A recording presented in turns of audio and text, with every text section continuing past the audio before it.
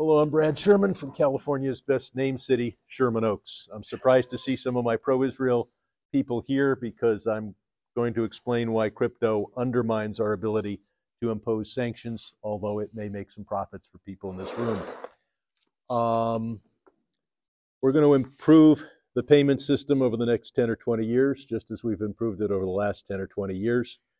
A digital currency, US dollar, might make some sense.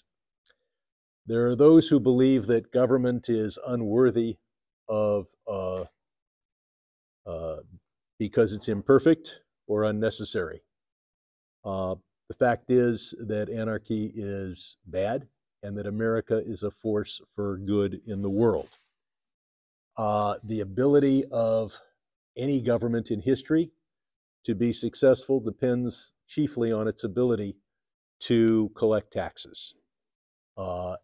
And when a government cannot collect taxes, it loses either internally or externally. Some in the crypto world will be able to make money, but before you invest, you're going to want to say, is this something that is going to be good for society? Cryptocurrency tells you exactly what it is, right in the name. And the name of any product that wants to compete with an established competitor should identify its supposed advantage. For example, if you were going to compete with Coca-Cola, you might call your product Jolt Cola and put right in the name the fact that you've got more caffeine, which I believe in. And if you're going to compete against the US dollar and your advantage is that you believe in hidden money and that you're going to be more confidential, then you'd want to call it cryptocurrency, which literally means hidden money. And you'd want to create an ecosystem that is like an iceberg. Some of it's above the water and available and subject to being tracked, and some of it below the water, where money taken from an open system can then be hidden. And we have that to some degree long before cryptocurrency. We had the Cayman Islands, and we still do. We still have tax shelter countries and tax secrecy countries. Switzerland used to be a major proponent of absolute secrecy. Fortunately, there is no big country that is playing that role. And by big, I mean even as big as Switzerland.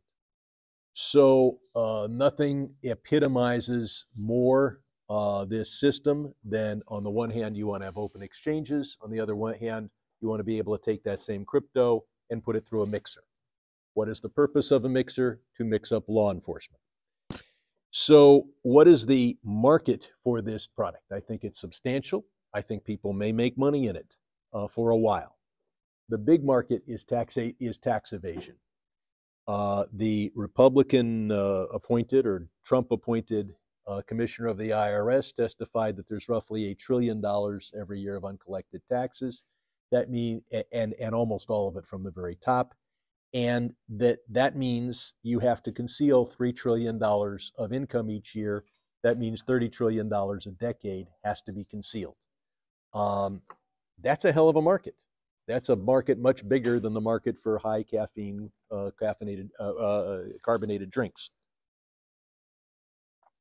There are other advantages. There are other markets: sanctions evaders, drug dealers, human traffickers, etc.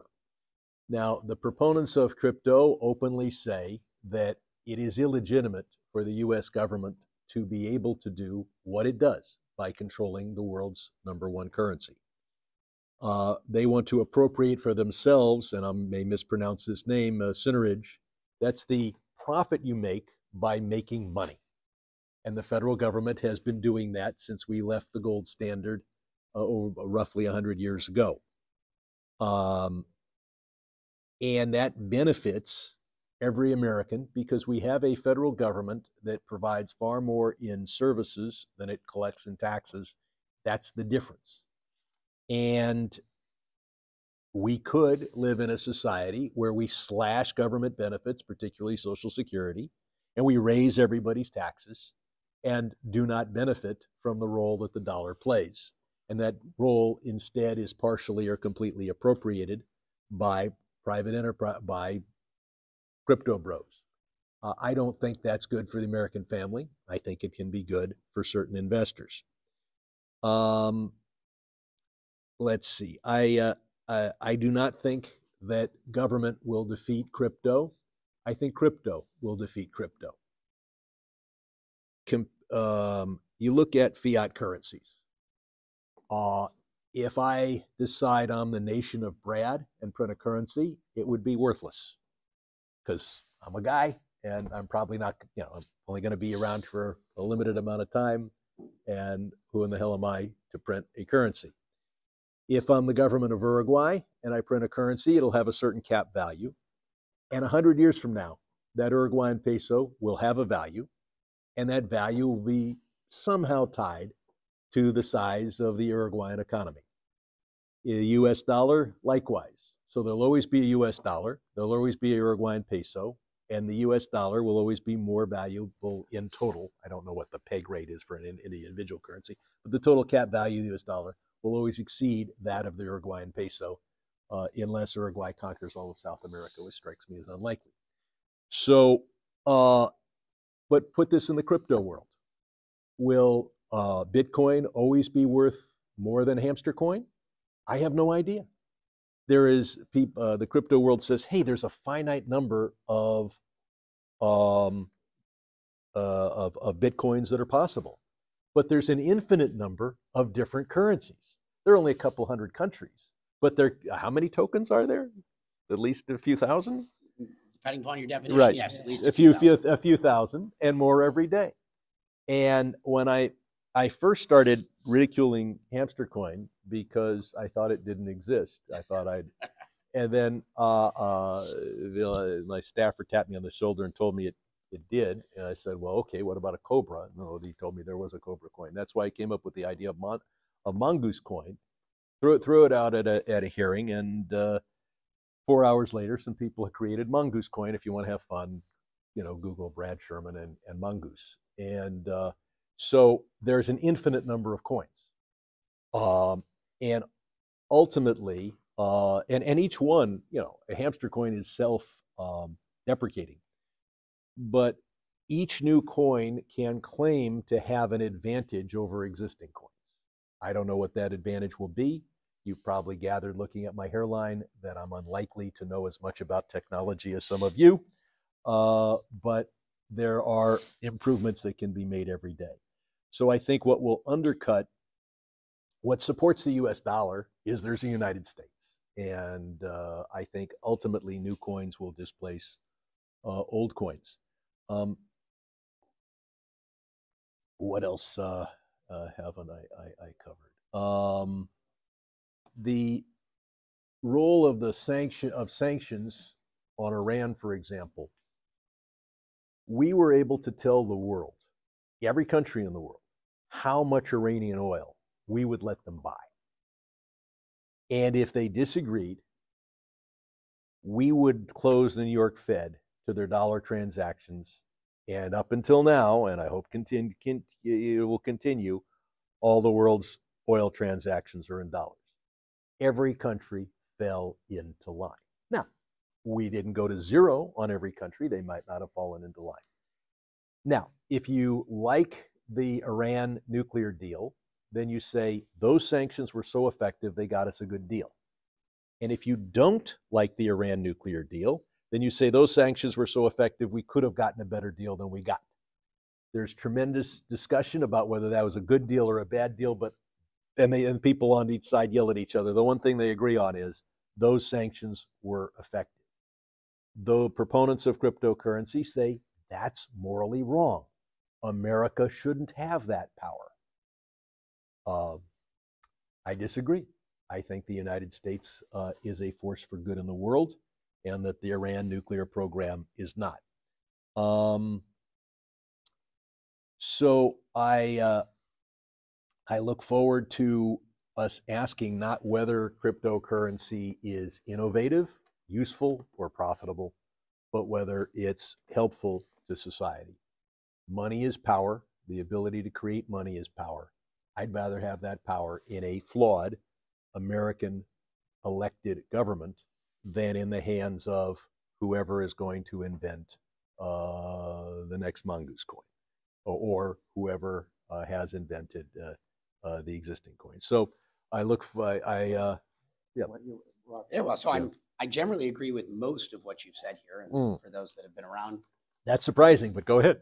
I mean, there's only a couple of areas where I would say we need to be careful of overgeneralization, right? To suggest that,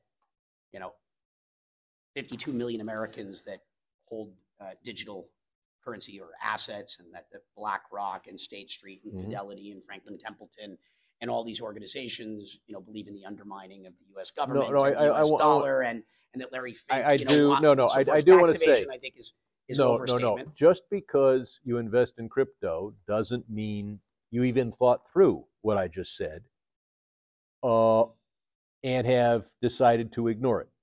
Now, I think with some of the big players, they may not support this undermining of the government, but they're willing to not think about it because they think they can make money in crypto. There are others who haven't even thought about it, would never think about it. My point is, I don't think I don't think most investors in crypto do not support the effects I've identified. They either are ignorant of those effects or they're willing to ignore those effects. There are crypto advocates who really want to achieve those objectives, but the vast majority of crypto investors don't support those objectives. They've just chosen to be they are just ignorant of those effects or choose not to take it. Thank you. That's the one point I think is important. We don't want to overgeneralize innovation and its application. And yes, there are some, obviously, anarchists that have very strong views as to what this technology is capable of doing. And then there are a lot of us that are more reasonable, that want to understand how we live in a balanced world where innovation can continue to exist and we can continue to advance and through our collective education, not be ignorant, so that we can be mindful, thoughtful, conscious, participants in building the future, which the government clearly needs to be a participant in. I'm an advocate for a lot of most of it. I agree with most things. So the generalization, I think the other point, I mean, that's the main thing, is that there are a lot of applications for this technology that do not involve those things. And then the vast majority of us don't support those positions. And we don't think that the world is mutually exclusive, that it's this or that. And the other thing I think we need to be mindful of is that just because we don't like certain things doesn't mean we can prevent it. And I think that the other important point to make here is a foreign policy one, which I think that we need to also be rethinking. Yes, sanctions have been a very effective tool for us to prevent what we consider to be bad actors or governments that are at odds with our principles and beliefs, of which I generally agree with you. But the question is, American dominance and our ability to just dictate globally what these things are also creating a lot of animosity in the world with governments that we should have better relations with. And how are we as a nation, where we don't dominate the global economy to the degree that we once did, as even our military superiority is probably losing its global percentage, relative to other countries, as the world is call it catching up with our industrial revolution and the advantages that we've had over the last century. And what kind of foreign policy do we want to have going forward, where we're building relationships through friendship and through better communication than by imposing our will? And I think that this isn't a simple thing that's going to be answered in a simple statement, but how does our foreign policy look in the future in a way where we have less conflict? Because I want to see a world where it's less about fighting and less about conflict, and more where good civil discourse, good conversation, good negotiation leads to a more collaborative world where we're not on the verge of World War III. I'm going to have to leave soon, but yeah, I think that's a decision that a democratically elected American government should make. there is a tendency in foreign policy to just say, we don't like you, sanctions. And if we keep doing that, they become less effective. You encourage for Europeans and others to come up with ways that they are not as dependent on the US dollar. Likewise, there's a tendency to let's go sail our aircraft carriers 12 miles off the Chinese coast. That makes us feel good, makes us feel powerful, and it encourages the creation of a more powerful Chinese Navy. So whether it is showing or using our military power, showing or using our economic power, on the one hand, you have to look at the objective, and at the other hand, you have to look at are we encouraging others to unite against that power?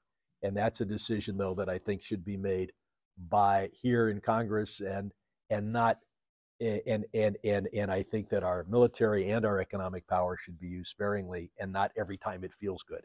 So sounds like we've agreed yep, on absolutely everything. Point. And ignorance is our biggest risk. And having an informed Congress, having an informed democratically elected government is going to help us get to the answer that ultimately serves the American people and civilization and society best. And thank you for your presence. Thank you so much.